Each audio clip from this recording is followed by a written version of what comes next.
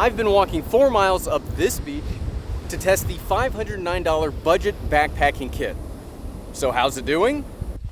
Well, honestly, I have some concerns. One, as you probably can hear, right? It is crazy windy at this beach today.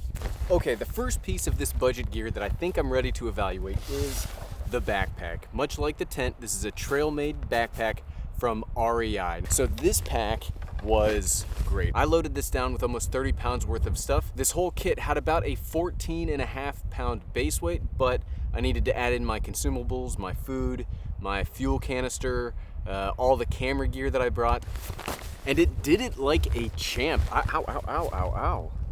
Ooh, look at those little briars. Be careful when setting your pack down on stuff, especially when that stuff is your lap. But this thing felt so comfortable. It carried the weight very well. Everything was distributed to my hips. The straps were all very comfortable despite the excess weight.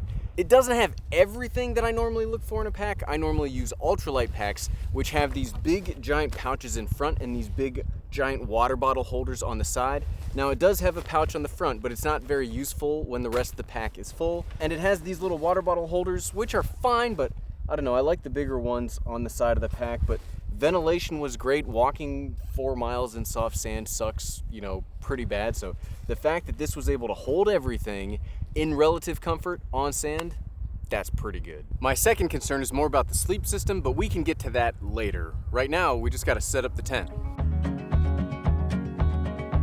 Now this tent is the REI Trailmade 1. All of this stuff is from that $509 budget video you can find by clicking right here.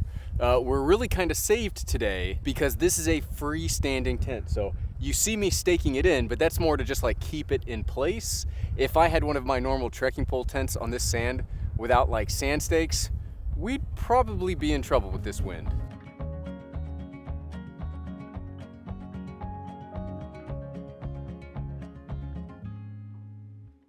Setting up this tent, it was super easy. Even with this very frustrating wind that you can hear going on around here, that thing went up so easy. Now the next thing to get set up is our sleeping system. Reminder, today we have an open foam air mattress. So right now we're gonna pop it in the tent and let it expand for a little bit. This is actually my biggest concern for the evening. This was budget. I've never used this brand before. It's supposed to be pretty cold tonight.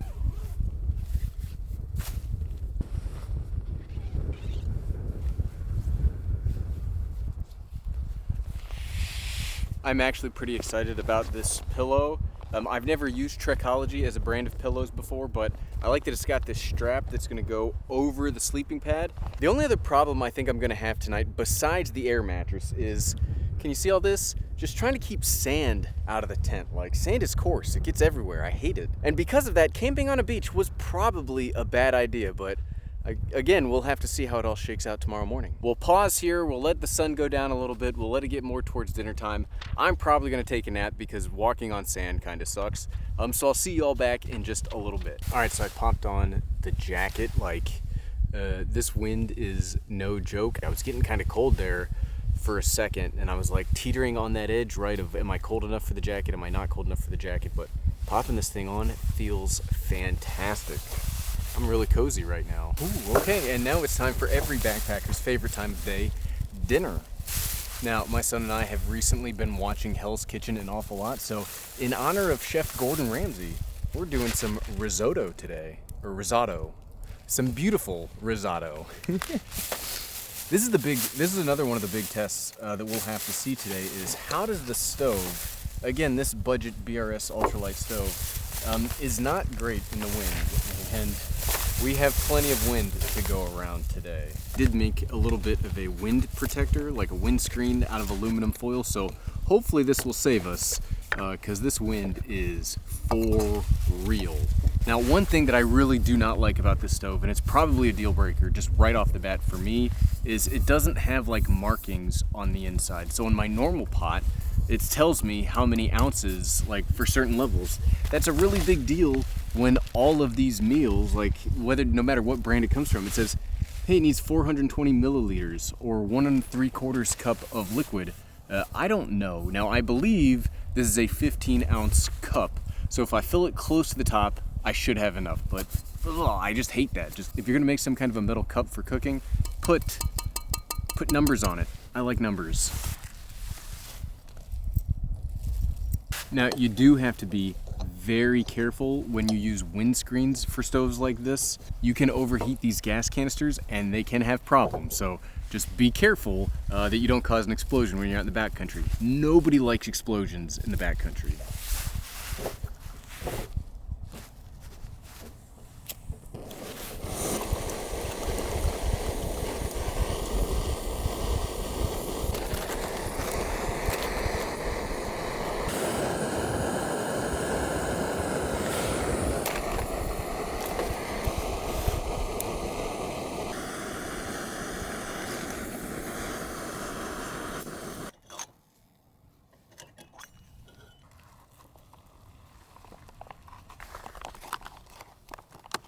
I'm also very much regretting this spork. Normally you buy like big handled spoons to make sure that all this stuff works.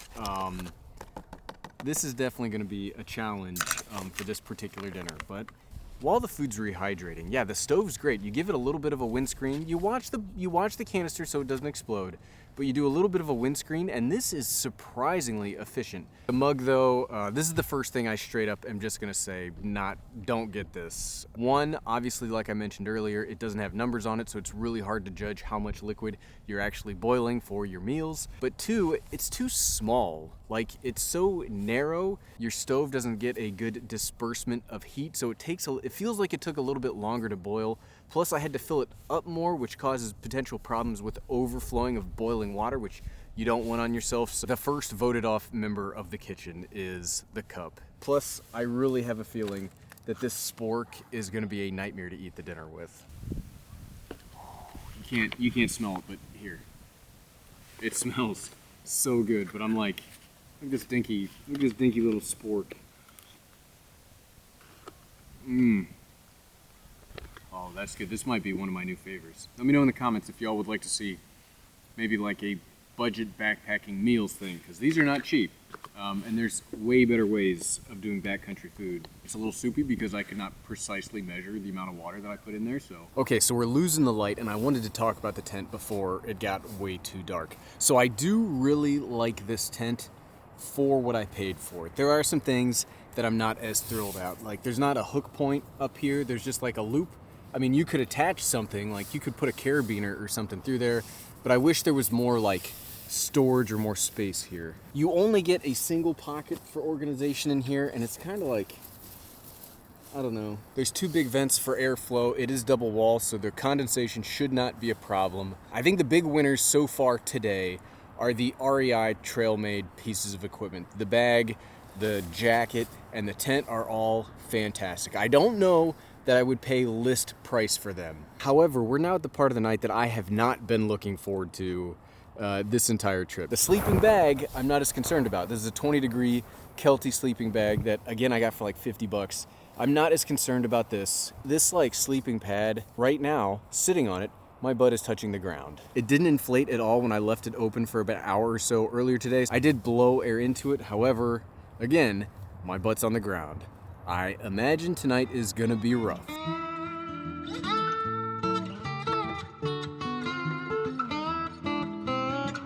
All right, good morning. Ooh, it got chilly last night. I think it got down to about 35 degrees Fahrenheit, which is just about freezing. So note about the sleep system, my fears were sort of founded. Okay, the sleeping bag was pretty great. This 20-degree Kelty sleeping bag kept me nice and warm all night. My feet did get a little cold around 3 or 4 o'clock in the morning, but I think that was more to do with me adjusting for the sleeping pad, like trying to move around, than it was with the sleeping bag. So, sleeping bag, pretty good. The pillow, the Trekology pillow, this might just be my pillow from now on. Like, it was nice and wide, but I liked that this was attached to the pad. It was just very comfortable to sleep on. The sleeping pad does not do it for me. I essentially felt like I was laying on the ground all night, which is sand here, so I guess it wasn't the worst ever, but if you were in like rocks or hard dirt, this is gonna feel miserable. It was warm, I'll give it credit where it's due. I did not feel my heat leave through the ground. My back kind of hurts this morning, and a large part of that is probably because I was just sleeping on the ground. So as I'm getting ready to have some breakfast, make some coffee, and tear the camp down, what are my thoughts on all of this? Ooh, Briar. What are my thoughts on all this budget equipment now that I've had a chance to test it all out in like one full trip? I would say starting from top to bottom, the backpack, thumbs up. I really, really like that Trailmade backpack. It carries a lot of weight really comfortably. The jacket, I think this is a great insulating jacket. It kept me really warm when it's pretty cold out. It was reasonably priced. I think it's pretty comfortable. The tent is pretty good, but I think that's because one, obviously I got it on sale like the rest of the REI stuff, but two, I'm pretty short. I feel like if you were any taller than 5'6", this is probably not gonna work for you. My head and my feet were almost touching.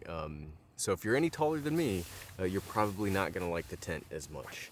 The stove is an ultralight stove. It was great. You give it a little bit of a windscreen, you get pretty good efficiency, no issues there. The cup, I would spend a little bit more to get an actual like titanium cup with markings on it so you know how much liquid you have on it. I would get a actual just like long spoon if you're gonna have dehydrated meals. The sleeping bag, absolutely. I mean, it's big, it's bulky. You will need a larger bag to fit it. Half the space in my backpack was taken up by the bag. It totally kept me warm and comfy, and that's all you can ask for a sleeping bag. The pillow, none of this stuff is sponsored. I bought all this stuff, but like this pillow, this is just my pillow from now on. This will be coming with me everywhere. However, the sleeping pad, do not get the sleeping pad. Get just a regular, I would say, get just a straight up closed foam cell sleeping pad before getting this thing. This hike back to my car is gonna hurt because my back is sore from this sleeping pad, so do not get that. All right, I'm gonna go have some coffee. Y'all have a great rest of the day. Thanks for watching.